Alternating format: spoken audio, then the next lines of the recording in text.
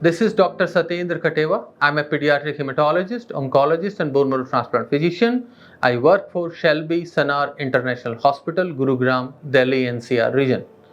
Now, sometimes your doctor will tell you that your patient, your son, your daughter, your brother, your father, your mother, your sister, bone marrow is not working appropriately, and the common language they use is it's a bone marrow failure.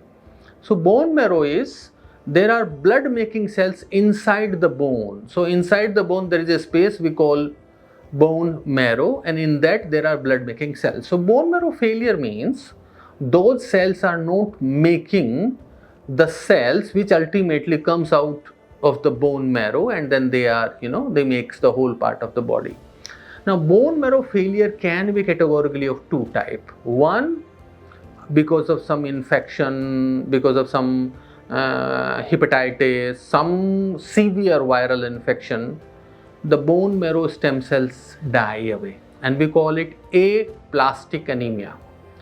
And because aplastic anemia also have bone marrow failure, but this is not genetic. The other group of bone marrow failure is inherited bone marrow failure syndromes, which means because the mother also carried some part of her gene defective, father also carried some defective genes, and they both together, when they make the child, both the defective gene comes. So the common examples of this is like diamond blackfan anemia, Fanconi anemia. These are called as inherited bone marrow failure syndrome. One of the other problem is like DKC, it's very DKC. I'm not telling you the complete name because that's very complicated. Dyskeratosis congenita, that's the name. But the important thing is, one is because of the viral infections, the bone marrow has died. The other one is because of the genetic insult, slowly the bone marrow is dying. Both the disease has got transplant as the ultimate cure, but in aplastic anemia, you need to rule out PNH, myelodysplasia, inherited bone marrow failure syndrome. All these disease must be ruled out, and if you do not have these, then you call it idiopathic aplastic anemia.